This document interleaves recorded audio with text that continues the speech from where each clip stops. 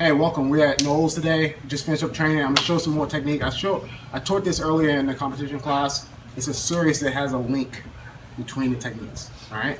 And the first thing I'm gonna show is a takedown, which I learned from my coach Mike Moses, and then I'll show you the rest and I'll show you the connection. All right. So, big thing is I'm playing left side forward, so my left hand is gonna be the grip I want. I want to open the collar. Let me use my offhand, defending my collards. I switch the hand, keep my grip, and then I, again, use my hand to block the path to my lapels. Now what I'm looking for is I want to stretch away, elongate as much as possible, and make it hard for him to get grips. And when he reaches over, or reaches under, I block when he reaches under, and I'm waiting for him to try to reach over. When he reaches over, I'm gonna grab his wrist, I'm gonna push his wrist down, and I'm gonna put my head, forehead right on the shoulder, all right? Boom. All right. Now, my back foot is gonna move in. My front foot is gonna move back. Then I'm gonna swing my back leg in between the space between his right leg and my left leg. As I go, I'm pushing his hand to the sky and I'm lifting my elbow to the sky. All right. So that's one. I'll do it real quick from another angle. Get the grip, blocking, he reaches over, grab the wrist, head to shoulder, step behind the leg, swing through, over. All right, so that's the first attack. If you notice the mechanic, that I'm putting shoulder pressure on him to force him, to encourage him to roll through, all right? Now, this is something I learned recently from Master Leah Dollar.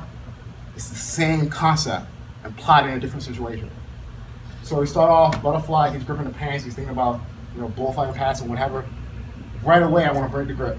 So I'm gonna go cross grip to the sleeve, same side grip under, same side grip pulls towards me, cross side grip pulls towards me, and I'm dragging him.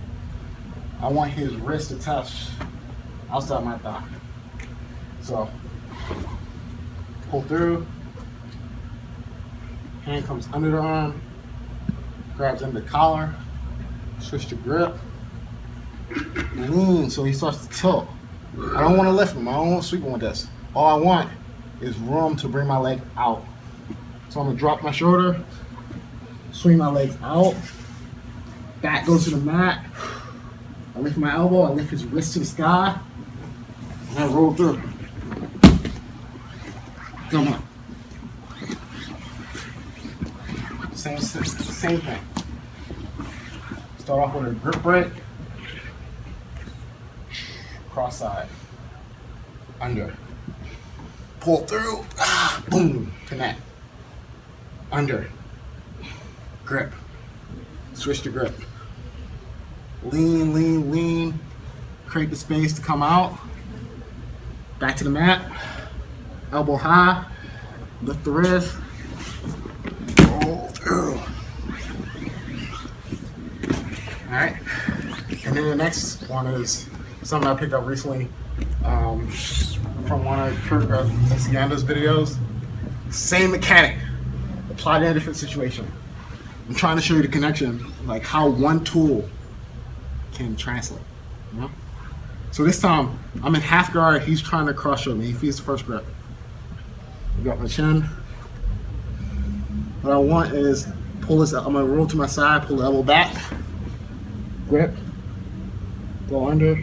Like in the video, he grips same side, but I personally like cross side. If I can get it. I feel like it's a strong grip, gives me more control of his arm, and it also makes it hard for him to think about cross choking me because if he tries to cross choke me, I can lift him. Right? It's a defensive grip as opposed to the near shot one. So now I can even wait till he passes. And if he passes, all I'm gonna do is do the same thing. Lift the elbow, go back to the mat, roll through.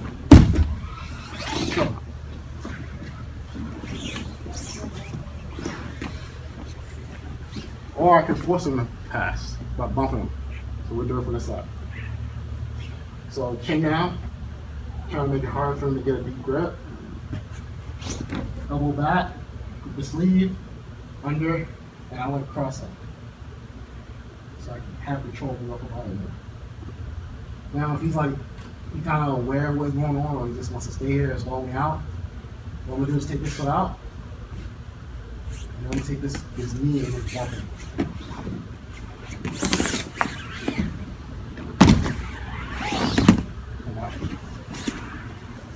All right. So the reason I showed you that is because, like, I like connections. You know, jiu-jitsu is a web of concepts and movements and mechanics that have one to many translations. Like, if you learn one tool and you can see where it applies somewhere else, you can actually learn a lot of jiu-jitsu, like small pieces that translate to big pieces. It's really great. It makes it fun. So I hope you learn something from this. Have a great day.